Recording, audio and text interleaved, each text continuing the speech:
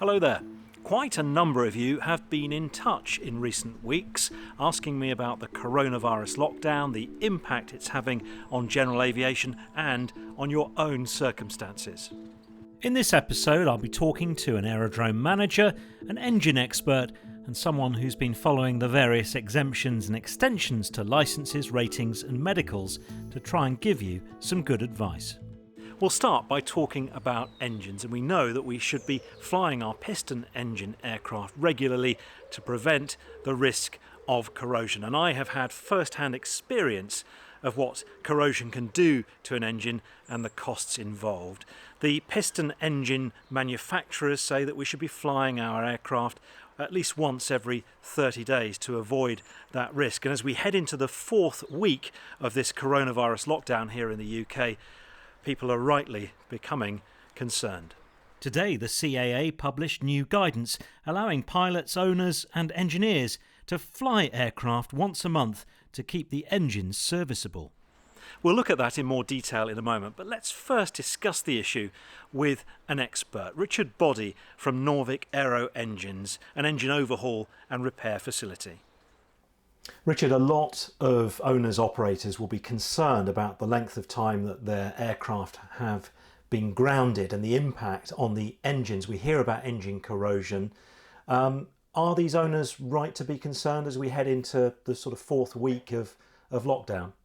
Yes, they are, John. It's very sad times indeed, and it's very difficult to come up with a solution other than to try and fly your aircraft at least 1 hour every month. That is, if possible, the way to deal with this. And if you don't do that, what damage is being done after, say, 30 days of being grounded? There's a real risk after 30 days with no flights that the engine can start to corrode, particularly if you're in a hostile outside environment and you're not able to keep the aircraft in a nice hangar which may be heated or dehumidified, which, let's face it, very, very few of our customers are able to do. And are there parts of the engine that are more susceptible to corrosion than others? Yes, a lot of the issues when engines aren't run will involve the cylinders, the liners, the cam followers, the piston rings. They're the vulnerable areas. I'd be less concerned about the crankshaft.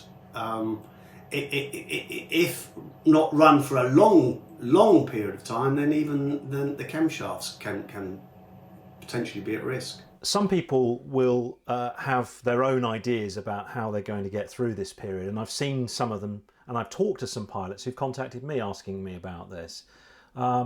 Starting with one of the ways that people have been thinking about mitigating the risk is to run their engines, to ground run their engines, and I know some aerodromes are allowing pilots and operators to do that, to take their aircraft to the hold and give it a good run, take it up to temperature, and then put it away for another couple of weeks. Is that going to do any good? No, it's probably going to do a lot more harm than good. And again, if you refer to the Lycoming service letter and the instructions that they give, then it is definitely ill-advised to be doing ground runs. And for any of your viewers, please look at Norvik's website, norvik.com, and there's a banner there, how to preserve your engines in these very sad times. Click on that, and all of the service letters from Lycoming, from Continental, and some advice from us are included, so you can read at leisure. But ground runs, no, they're not recommended.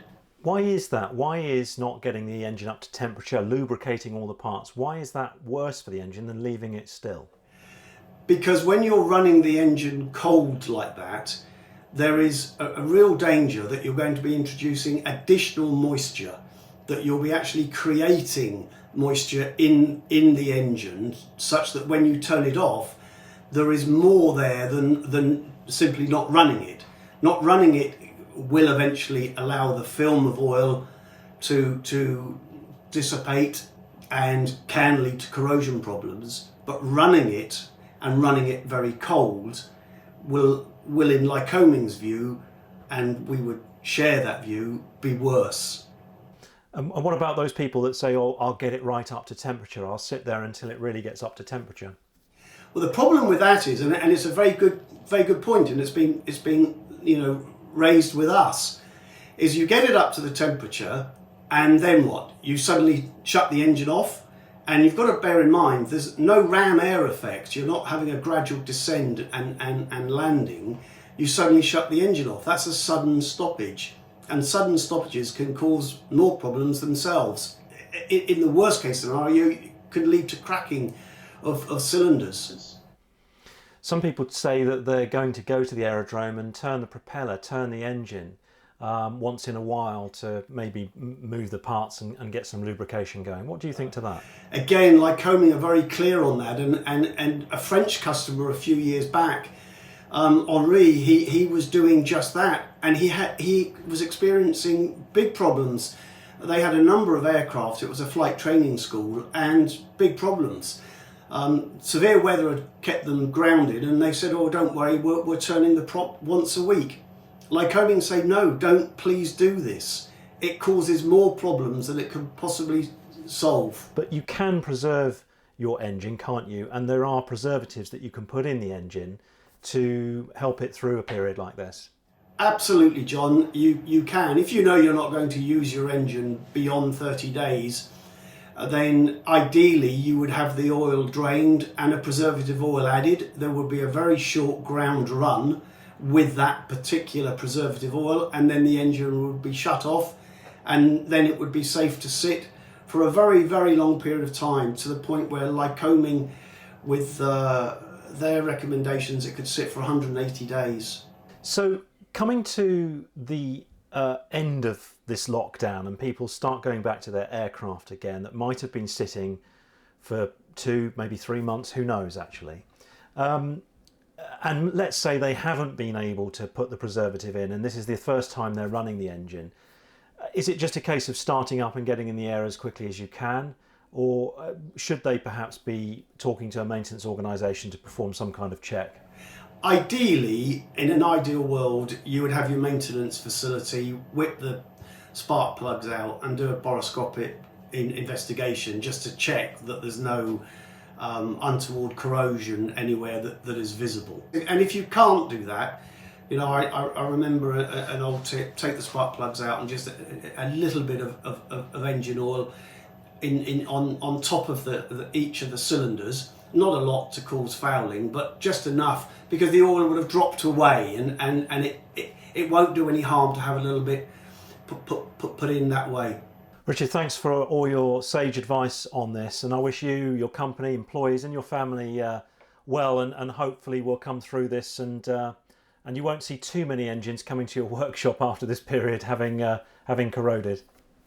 John, thank you, and likewise to you and family. And can I say, from all of us at Norvik, thank you NHS, thank you NHS wherever you are in the world. We're all coming together in this, so friends, colleagues, even competitors, stay safe, and a huge thank you to Captain Tom. A tribute there from Richard Boddy to Captain Tom Moore, the 99-year-old war veteran who has raised many millions of pounds for NHS charities by walking lengths of his garden. Good on you, Tom. As I've been making this film, the CAA has published new guidance, and in it says that ferry flights for essential maintenance are permitted. It also says that engine health checks are allowed. Every 4 weeks you can fly your aeroplane for up to 30 minutes, or, as recommended by your engine manufacturer, to prevent corrosion. Aircraft should remain in the circuit where possible and must definitely not stray further than 10 nautical miles from the aerodrome of departure. This has surely got to help people who are worried about corrosion to their engines. If you subscribe to Skywise or log on to the CAA website, you can read the full guidance.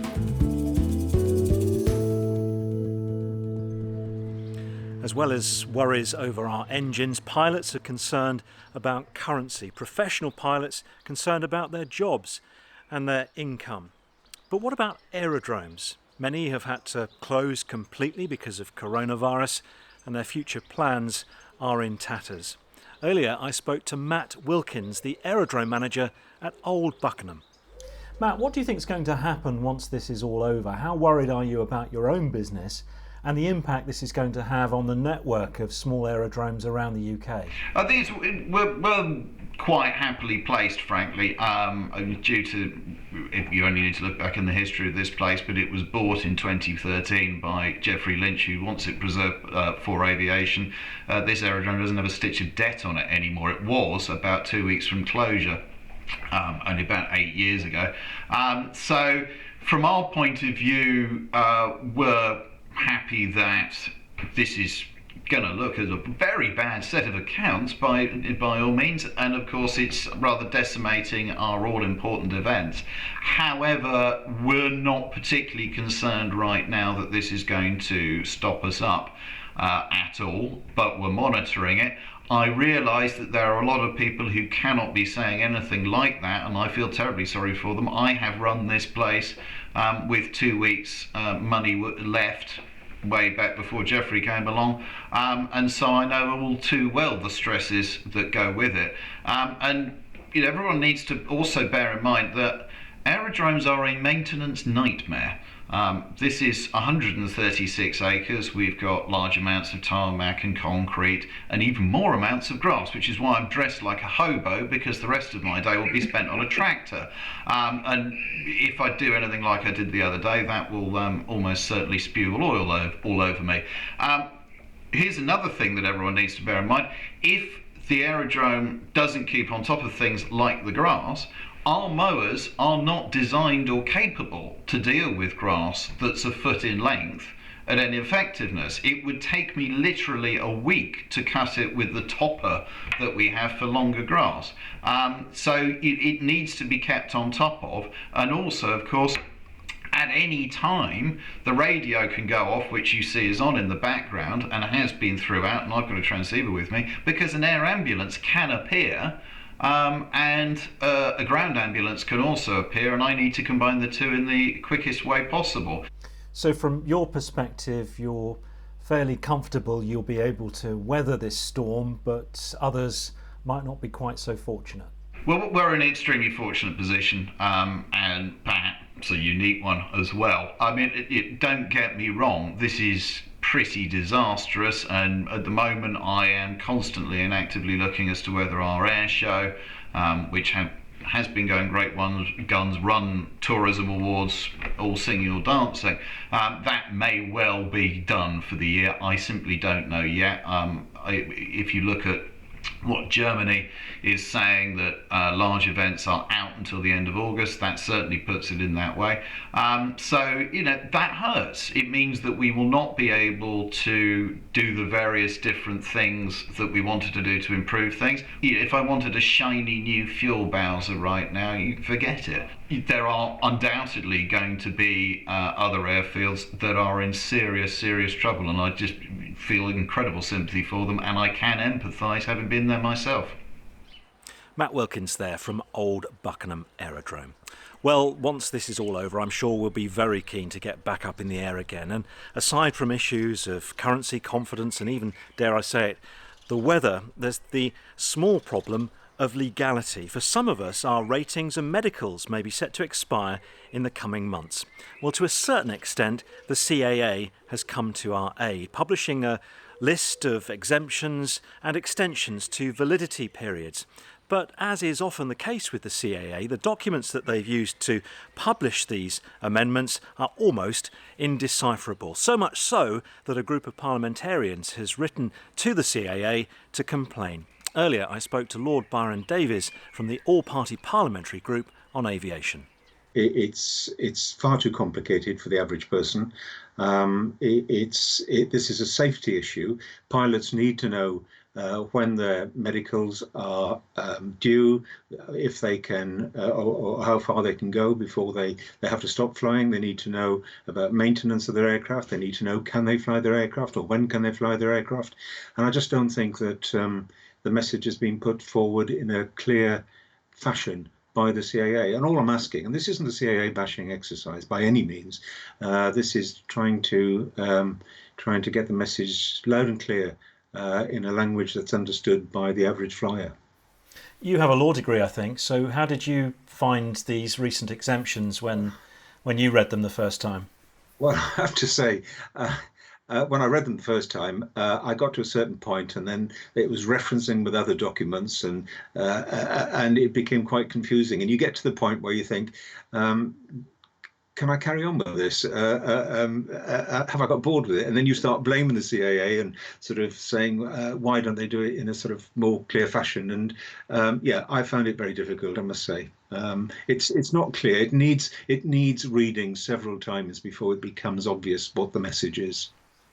To be fair to the CAA, they brought in these exemptions, starting with the professional licences, I think, first of all, pretty swiftly. And we're only into week 4 of this lockdown, and we already know that we've got some leeway in our licensing regulatory system up until sort of November time. So do you give the CAA any credit for that? Absolutely. They're to be congratulated, actually, on and I've said that in the letter, in the opening part of my letter, that they are to be congratulated on the swift response to the COVID-19 issue as far as aviation is concerned. However, I just feel it could have been done in simpler terms. Is this not indicative of how the CAA operates, generally speaking? I mean, anybody that has tried to sort of keep across changes in regulation will have come across these documents and the kind of language that they use. And usually pilots learn about these things by sort of third or fourth means, by reading comments on social media rather than hearing it from the horse's mouth themselves. That's absolutely right. What I'd say in response to that, John, is that yes, you have ourselves, you have AOPA, you have the various magazines that are interpreting these rules, but it's not for us to do that. And, we may be held responsible for something that we say. It's for the CAA to make their case very, very clear and to put that message across so that everybody at all levels can understand exactly where we are in terms of what we can do with our aircraft and our licenses. Just thinking more generally about the impact of COVID-19 on GA, not just like GA, but the world of GA more generally speaking. I mean, how worried are you about the impact this is going to have? Very worried, and that's why I've put forward questions to government in terms of how they're looking to protect and support flying clubs, flying schools, instructors, etc. I'm very concerned about the recovery. Only this morning I've been talking to a major airport, as I have done over the last few days actually as well, on a grander scale in terms of larger airports and how they can survive. And I can tell you, without mentioning any particular airport, they are in serious problems at the moment in terms of continuing to employ full staffing. Yes, I mean, when you hear about the sort of major international airports that we have in the UK and they're then pleading for money, and then you think about some of our more grassroots aerodromes who are running from one week to the next usually, and this great season that we could have been having now, they're not getting any income. The flying schools are doing no business and are usually working on very tight margins. This could be catastrophic, couldn't it? It could, absolutely, and that's why we need to keep government on the boil, as it were. We need to keep them alert to the fact that this is part of our infrastructure. This is our national infrastructure, and if we want, as I've kept saying, and the APPG has been pushing since it was formed, the fact that aviation on a larger scale does not have any future unless GA survives, and that's why we need to be looking after not just our pilots, but certainly our instructors and our examiners and our airfields, our small airfields. Lord Byron Davies there from the All-Party Parliamentary Group on Aviation. Now, I did approach the Civil Aviation Authority asking them to appear in this report, but they haven't obliged. So to help us understand what all of these exemptions and extensions mean, I've called upon somewhat of an expert in this field, Irv Lee, a flight examiner who loves nothing more than deciphering CAA gobbledygook. Now, one of the biggest concerns for people, Irv, will be that their ratings will expire. They won't have had the time to have their 1 hour with an instructor, or they might not have enough hours to complete the revalidation process. Looking at the NPPL, looking at the UK PPL and the EASA PPL, what do these new exemptions mean for people? Yeah, well, first of all, you're absolutely right. I mean, if you think back to the weather in autumn and winter last year, there've been lots of people haven't got the hours they normally do over winter. And if they're coming up for a rating expiry between now and, let's say, October, they will be worried. But the first thing to point out is that they shouldn't be worried about doing proficiency checks. Lots of pilots are, and we'll come on to that in a minute. But they're not what you think. They're not the initial test. They're very little more than a good club checkout. But let's see what we can do about things, because obviously there's a period when we can't fly at all and ratings could expire. And what they've done is they've taken ratings and in fact medicals, all these things that were current on the 16th of March are allowed to be extended by these exemptions. And in fact, I haven't got any ratings expiring, but if I had one expiring, let's say end of June or end of July, I can take advantage of this. But the first thing to consider is, could I revalidate already with the hours I've got? And if the answer is no, what I must do is not just print the exemption and get on with it like you would with a medical. I've got to seek out the sort of instructor or examiner that I'd normally fly with for whatever the rating is. And what I have to get from them is a briefing. So supposing my SEP rating expired at the end of June, I could actually find an SEP instructor or examiner and even do a remote briefing over Skype or the phone. And the content of it will be decided by that instructor or examiner on recommendation from various organisations, including the CA. And once that briefing has taken place, whoever I use to do it is going to more or less, in different ways that are possible, like emails or actual EASA forms, or if for some reason they had access to my logbook, they could sign that. They could sign my license, but there are about 3 or 4 different ways that they can certify that happened, even remotely, without even meeting me. And as long as I print the right stuff and include it with the license, which the instructor will tell me, the examiner will tell me what I've got to print, and include it with the license, once flying restarts, my rating would have been extended to November the 22nd. And that's it in a small nutshell for the private pilot. If you hadn't had enough hours, though, to have revalidated, can you still carry on then until the end of this exemption period and make up the hours up until that point? Or do you, at the point of having this briefing and before flying, have to have done the requisite 12 hours and so on? Not at all. It works the way you want it to work. In fact, what you said about the rating is extended to November the 22nd. So from whenever flying restarts, I have until November the 22nd to build hours.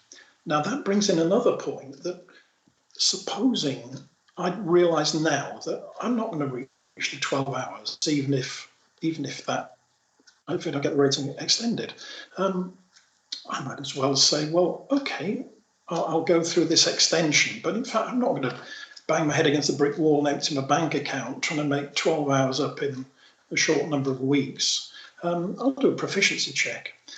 The other thing the renters have to think about is that when they go back to their clubs, clearly the club is going to want a fairly thorough club checkout. Now, what many pilots don't realise is that is almost a proficiency check. So if your club says to you, come on, we've got to do a thorough club checkout, why not make a proficiency check with an examiner? and then things are solved for another 2 years anyway. Irv and I spoke about this for almost an hour, in fact. And if you want to see more of our discussion, including what this means for lapel holders and for those of you worried about your medicals, you can watch our full discussion if you go to my website. The link is up here, I think. Click there and you can see more. Irv also publishes regular updates for how things change in the regulatory world, medical world. Go to his website for details about that. Aeroplane.co.uk publishes a regular newsletter there that is updated very frequently. And he is a PPL mentor, and I know that aerodromes and pilots are already booking him to try and help them refresh their skills and knowledge for when we come out of this coronavirus lockdown. In my next video, out later this week, I'll fly to Norwich from Redhill, my last trip in the aeroplane before the government imposed restrictions. Thanks for watching. Please subscribe to my channel and turn notifications on. Until next time, cheerio.